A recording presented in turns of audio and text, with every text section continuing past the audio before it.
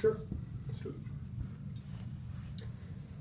So I was lighting up a joint the other day, and an officer walked up behind me. He smiled and kept walking. Whereas in another state, another citizen was lighting up that very same joint. An officer walked up behind him, confiscated the joint, issued him a summons for court and a heavy fine.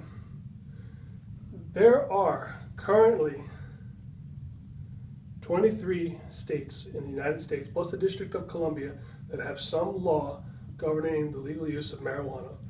4 of those 23 states have legalized the recreational use of marijuana. However, in 1970, the federal government passed the Controlled Substances Act. They basically qualified marijuana as a type 1, illegal, highly addictive, with no medical benefit substance. 45 years later, that government stance has not changed. The American Civil Liberties Union has estimated that the annual cost of marijuana enforcement laws is $3.6 billion annually. $3.6 billion. In 2012, 42% of all drug-related arrests were marijuana-related. 42%.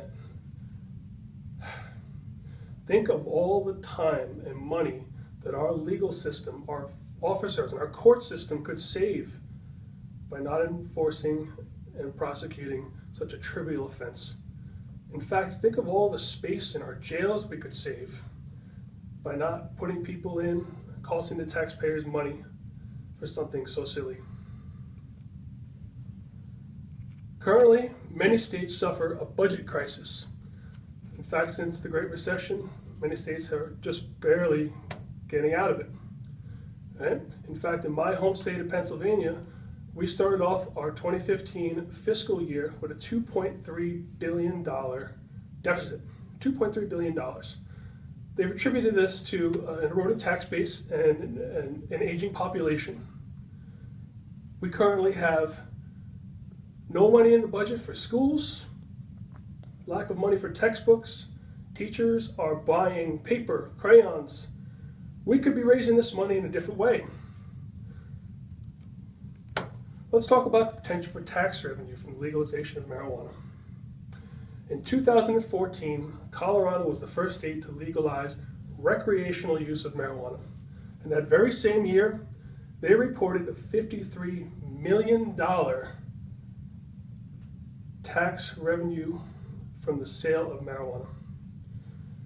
An economist from the Cato Institute actually projected that if marijuana were to be legalized with the federal government, we could potentially raise $6.4 billion a year.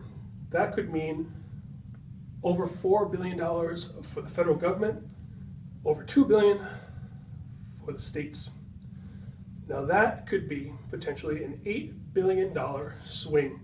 $3.6 million for enforcement to $4.3 billion in revenue. That's a big chunk of change. So why hasn't this happened?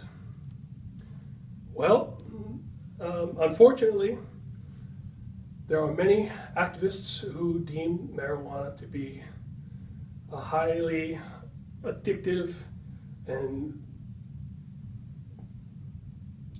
I would say, dangerous drug. They think that the legalization of marijuana is going to lead to an increase in use in the general population, an increase in use in your kids and adolescents.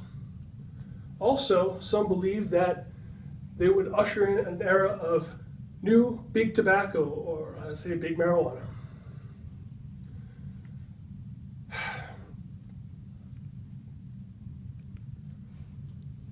What can you do? What can you do? These activists are the ones who are writing their congressmen and their legislatures in order to have the laws changed or kept the way they are. What can you do?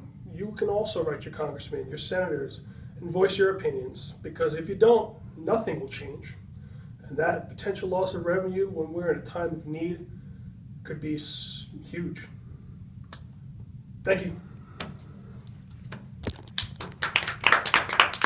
Well,